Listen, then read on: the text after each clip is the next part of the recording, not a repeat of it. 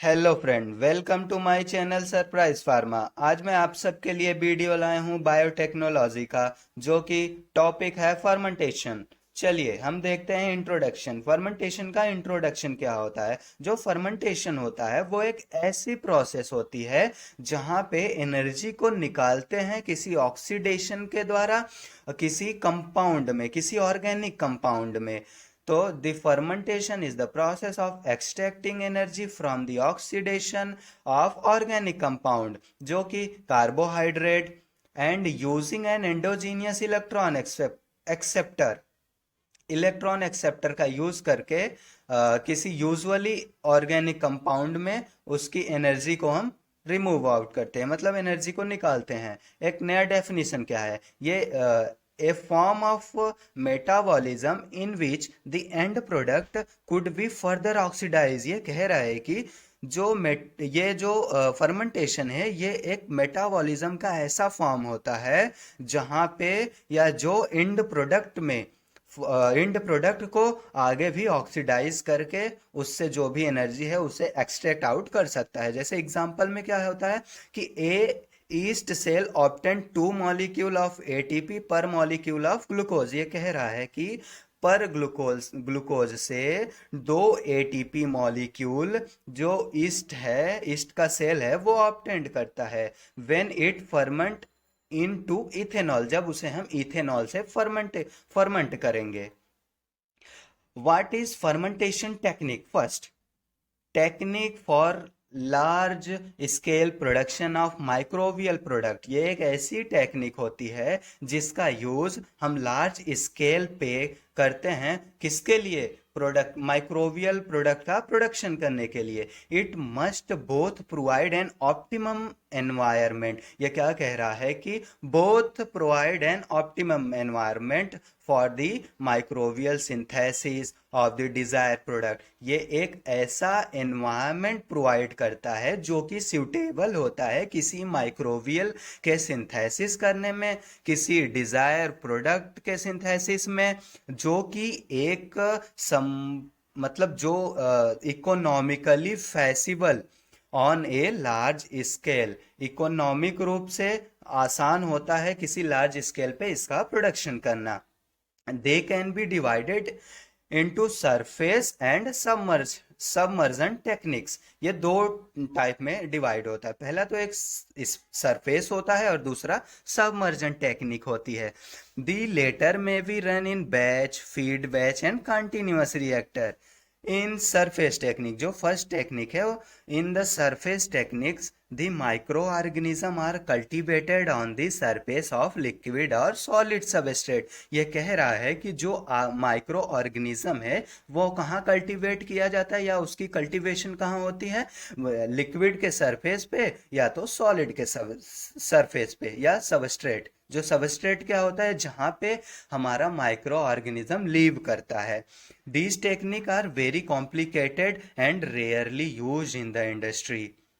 अब दूसरी फर्मेंटेशन की टेक्निक क्या होती है? दूसरी टेक्निक जो मैं बताया था वो सबमर्जन प्रोसेस होता है। इन दिस सबमर्जन प्रोसेस जो माइक्रो ऑर्गेनिज्म होता है वो लिक्विड मीडिया में ग्रो करता है, लिक्विड मीडिया में, एक्सेप्ट द ट्रेडिशनल बियर। अब ये ट्रेडिशनल बियर क्या होता है? ट्रेडिशनल बियर को छोड़ के और वाइन फर्मेंटेशन को छोड़ के, तो ट्रेडिशनल बियर क्या होता है? जो कि हम मेज से बनाते हैं, और हाँ, मेज से बनाते हैं। जो मेज की वाइन होती है वो हो गई, या जो मेज की बियर होती है।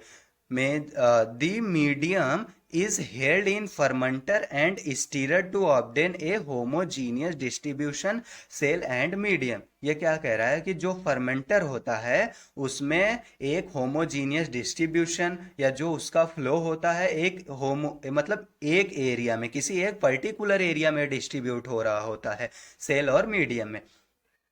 Most process are aerobic. Most process जो होता है वो एरोबिक होता है। एक एरोबिक होता है और एक एनएरोबिक होता है। जो एरोबिक होता है उसमें ऑक्सीजन की रिक्वायरमेंट होती है। बैक्टीरिया को ग्रो करने के लिए ऑक्सीजन की रिक्वायरमेंट होती है। And for these the medium must be vigorously aerated. जो ये मीडियम होता है वो विग्रियसली एरिएटेड होता है जहाँ पे ऑक्सीजन प्रेजेंट होता है। ऑल इंपॉर्टेंट इंडस्ट्री प्रोसेस जैसे production of biomass, protein, antibiotics और enzyme, sewage treatment are carried out by the submerged process. ये जो सब एंटीबायोटिक, प्रोटीन और एंजाइम का जो प्रोडक्शन हो गया ये किसके द्वारा होता है? सबमर्जन प्रोसेस के द्वारा कैरिड आउट किया जाता है। अब आते हैं सम इम्पॉर्टेंट फर्मेंटेशन प्रोडक्ट। कुछ ऐसे महत्वपूर्ण फर्मेंटेशन के प्रोडक्ट कौन कौन से हैं? जैसे इथेनॉल, सैक्रोमाइसिस सेरिवियसी। इसमें क्या होता है, इसका यूज़ क्या होता है? इंडस्ट्रियल सॉल्वेंट के रूप में यूज़ किया जाता है, ब्रिवरेज के रूप में यूज़ किया जाता है। और जो ग्लिसरॉल होता है प्रोडक्ट, उसका ऑर्गेनिज्म कौन कौन कौन सा होता है? सैक्रोमाइसिस सेरिवियस। इसका यूज़ क्या होता है? Production of explosive. और लैक्टिक एसिड क्या होता है? लैक्टोबैसिलस वुल्गेरिकस। इसका यूज़ कहाँ कहाँ पे होता है? फूड एंड फार्मास्यूटिकल्स कंपनीज में। और एसीटोन एंड ब्यूटेनॉल जो होता है, क्लोस्ट्रीडियम एसिटोब्यूटाइलिकम, ये सॉल्वेंट के रूप में यूज़ किया जाता है। और जो अल्फा एमाइलेज होता है इसमें बैसिलस सबटिलिस ऑर्गेनिज्म होता है और इसका जो यूज़ होता है वो स्टार्च हाइड्रोलिसिस।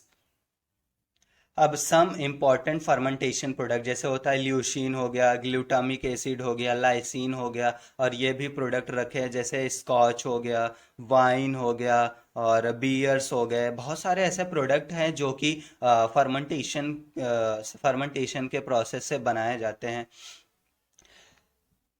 और वाइन मेकिंग फर्मेंटर ये होते हैं बड़े बड़े कंपनीज में या इंडस्ट्रीज में जो जिससे कि वाइन बनाया जाता है।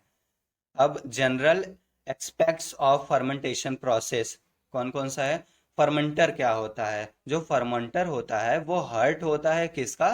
फर्मेंटेशन प्रोसेस का, जिसमें कि जिसमें कि हम फर्मेंट कर सकते हैं। इन जनरल में क्या होता है, जैसे स्टीरर्ड वेसल में HD3, और वॉल्यूम जो उसका होता है 1 to 1000 मिली क्यूब, मतलब 80% लगभग जो हमारा वो फर्मेंटर होता है वो फील्ड होता है, भरा होता है हमारे प्रोडक्ट से।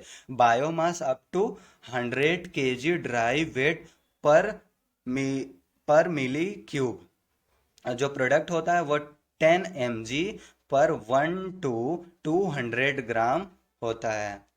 और टाइप ऑफ फर्मेंटर, फर्मेंटर के कितने टाइप होते हैं? ये सिंपल फर्मेंटर्स होता है जिसमें कि बैच और कंटिन्यूअस दोनों आता है। फीड बैच फर्मेंटर होता है, एयर लिफ्ट और बबल फर्मेंटर होता है, साइक्लोन कॉलम फर्मेंटर होता है, टावर फर्मेंटर होता है, अदर मोर एडवांस सिस्टम भी होते हैं।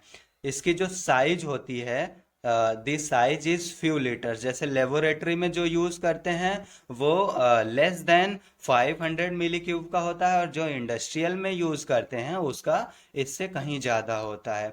अब हम देखते हैं फर्मेंटर जो कि पेनिसिलिन प्रोडक्शन में यूज़ किया जाता है। ऐसा फर्मेंटर, और इसमें क्या कौन कौन सा होता है? जैसे जो एंटीबायोटिक, इसमें क्या क्या लगा होता है? एक तो इसमें स्टीरर पैडल होता है जो कि हमारा जो प्रोडक्ट उसमें डालते हैं उसको स्टीर करता है, लगातार वो क्लॉकवाइज में घूमता रहता है। और एक तो होता है इसमें ring of air outlet. Air जो हमारा इन किया है उसको आउटलेट होने के लिए भी कोई एक चेंबर होना चाहिए। और एक कूलिंग जो वाटर है वो नीचे से इन करता है और कूलिंग वाटर यहाँ से आउट कर जाता है। और यहाँ पे क्या होता है? स्टेराइल एयर इन होता है, गैसेज आउट होती है, न्यूट्रिएंट भी हम यहाँ से इसमें डाल सकते हैं। टेम्परेचर मॉनिटर होता है कि जो भी हमारा जो मतलब जो भी हम वह थिंग्स बना रहे हैं, जो भी कुछ बना रहे हैं, जैसे वाइन बना रहे हैं या बियर बना रहे हैं या स्कॉच बना रहे हैं या कुछ और बना रहे हैं, तो वो कितने टेम्परेचर पे रहे कि वो जो हमारा प्रोडक्ट है वो सही से बन जाए, मतलब उसको वो जले ना या वो खराब ना हो। और एक स्टेरर होता है, टेम्परेचर मॉनिटर होता है, ये तो आप पढ़ लिए हैं। एंटीबायोटिक जो हम इन किए थे वो आउट होगा। अब एसिड और बेसिक हम उसमें चेक करेंगे, जो भी हमारा फर्मेंटर है उसके अंदर हम चेक करेंगे कि ये ज़्यादा एसिडिक तो नहीं हो गया या बेसिक तो नहीं हो गया या नॉर्मल है। जिस एसिडिक और बेसिक पीएच पे हम अपना प्रोडक्ट बना रहे हैं वो उसी पे होना चाहिए। एक पीएच मॉनिटर होता है और एक कूलिंग वाटर आउट होता है। तो अब हम देखते हैं एक और है पेनिसिलिन प्रोडक्शन का, ये भी इक्विपमेंट ही है, इसको देख लीजिएगा आप सब। और flow sheet of a multipurpose fermenter and it's auxiliary equipment. इसमें क्या है, जो रॉ मटेरियल है हम पहले अपने इक्विपमेंट में डालते हैं, तो ये मिक्सिंग होता है इसका। और मिक्सिंग के बाद ये इसमें जो स्टरलाइजेशन प्रोसेस है वो कंटिन्यूअस रहेगा, क्योंकि जो हमारा रॉ मटेरियल आ रहा है वो किसी भी माइक्रो ऑर्गेनिज्म से अफेक्टेड हो सकता है, तो हमें स्टेराइल करना बहुत ही इम्पॉर्टेंट हो जाता है। तो यहाँ से एक तो फीड में चला जाता है और दूसरा जो होता है वो इनक्यूलेशन के लिए दूसरे चेंबर में आ जाता है। फिर लायोफिल वाल्व होता है। लायोफिल वाल्व किसे कहते हैं, ये एक छोटी छिद्र वाली इक्विपमेंट होती है जिसमें कि अगार मीडियम में उसे हम डालते हैं, और फिर ये जो हमारा अगार मीडियम है उसको हम पुनः इनोकुलेशन टैंक में डाल देते हैं। और उसमें से क्या होता है कि इसमें से फिर जो हमारा प्रोडक्ट है वो हम ट्रांसफ़र कर देते हैं प्रोडक्ट रिकवरी में, जो हमारा बड़ा वेसल होता है। और इसमें से फिर क्या होता है, उसमें एसिड भी हम डालते हैं, एंटी फॉर्मिंग एजेंट डालते हैं। और फिर हम क्या करते हैं, एयर कंप्रेशन, जो हमारा एयर है उसको भी हम सेट कर देते हैं। स्टेराइल फिल्ट्रेशन, जो हमारा फिल्ट्रेशन है उसको भी स्टेराइल रूप से फिल्टर कर लेते हैं। और फिर क्या करते हैं कि इसमें CO2 O2 जो गैस होता है वो निकलने की एक एग्जॉस्ट होने का एक प्रोसेस होता है, जिससे कि हमारा जो CO2 है, ज़्यादा कार्बन डाइऑक्साइड है, वो निकल जाता है, बाहर निकल जाता है। और एक पाउडर स्पीड होती है उसकी, पावर स्पीड होती है, जहाँ से कि जो उसमें हमारा प्रोसेस है वो पेडल लगे होते हैं, वो राउंड राउंड घूम सके, जिससे कि जो हमारा मटेरियल है वो मिक्स हो सके अच्छे से और उस बनने की प्रोसेस स्टार्ट हो सके। फोम, एक तो इसमें फोम मिला होता है, एंटी फोमिंग एजेंट भी होता है। इसका एक प्रेशर होता है इसमें, जो कि प्रेशर नापता है कि कितने प्रेशर पे हमारा जो प्रोडक्ट्स है वो इतने प्रेशर पे रहेगा और इतने प्रेशर पे नहीं रहेगा। एक न्यूट्रिएंट फ्लो होता है इसमें, PO2, पीएच होता है, और टेम्परेचर होता है। एयर फ्लो, एयर जो हमारा एयर इनलेट हुआ रहता है उसको आउटलेट होने के लिए भी एक अलग से चेम्बर होता है, कि जो हमारा कूलिंग एयर है या हॉट एयर है, जो कूल एयर हम डाल रहे हैं हॉट एयर के रूप में, वो आउटलेट हो जाता है। एक उसमें ब्रॉथ मास सैंपलिंग भी होता है। अब आ जाते हैं हम फर्मेंटेशन मीडियम। फर्मेंटेशन मीडियम क्या होता है, इसमें न्यूट्रिशन होता है, हार्मोनल्स होते हैं, सबस्ट्रेटम रिक्वायरमेंट होता है जो कि सेल को रिक्वायरमेंट होता है। इन मोस्ट केस मीडियम जो होता है वो इंडिपेंडेंट होता है बायोरिएक्टर के डिज़ाइन से और प्रोसेस पैरामीटर से। इसके जो टाइप्स होते हैं वो कॉम्प्लेक्स होता है, एक सिंथेटिक मीडियम होता है, मिनरल मीडियम भी होता है जिसे हम सिंथेटिक मीडियम कहते हैं। इवन स्मॉल मॉडिफिकेशन, ये क्या कह रहा है कि अगर फर्मेंटेशन में या फर्मेंटर में एक छोटा सा भी कोई चेंजेस हो गया या मॉडिफिकेशन हो गया किसी मीडियम में, तो चेंज सेल लाइन स्टेबिलिटी, जो हमारा सेल की स्टेबिलिटी है वो चेंज हो जाएगी, प्रोडक्ट की क्वालिटी चेंज हो जाएगी, उसकी ईल्ड चेंज हो जाएगी, और जो हमारा प्रोडक्ट है या प्रोसेस है वो डाउन स्ट्रीम में आ जाएगा, मतलब वो लो स्ट्रीम में आ जाएगा। जो उसकी क्वालिटी है जो हमें चाहिए थी वो मेंटेन नहीं हो पाएगा। और मीडियम कंपोजिशन क्या होता है, इसमें होता है फर्मेंटेशन मीडियम कंसिस्ट ऑफ, एक तो होता है मैक्रोन्यूट्रिएंट, एक तो होता है माइक्रोन्यूट्रिएंट। मैक्रोन्यूट्रिएंट में carbon, hydrogen, nitrogen, sulphur, phosphorus, magnesium, ये सोर्स होता है, जैसे water, sugar, lipid, amino acid, salts, mineral. Micronutrient कौन कौन से होते हैं, ये ट्रेसेस एलिमेंट होते हैं या मेटल और वाइटामिन्स होते हैं। Additional factor, growth factor, attachment protein, transport protein. For aerobic culture oxygen is sparged. Inoculum क्या होता है, इनोक्यूलम इज द सबस्ट्रेट और cell culture that is introduce to the medium. Inoculum ये होता है, ये एक ऐसा सबस्ट्रेट होता है और सेल कल्चर होता है जो कि हमें इंट्रोड्यूस कराता है, किससे, मीडियम से। The cell then grow in the medium, जो सेल होता है वो जो मीडियम में ग्रो होता है, कंडक्टिंग द मेटाबॉलिज्म्स, उसमें बहुत सारे से चेंजेस या मेटाबॉलिज्म प्रोसेस स्टार्ट हो जाता है। Inoculum is separated for the inoculation before the fermentation start. जो इनोकुलेशन इज प्रिपेयर्ड, जो इनोकुलम है उसको हम प्रिपेयर्ड कर देते हैं, इनोकुलेशन कर देते हैं, किससे? फर्मेंटेशन स्टार्ट होने से पहले।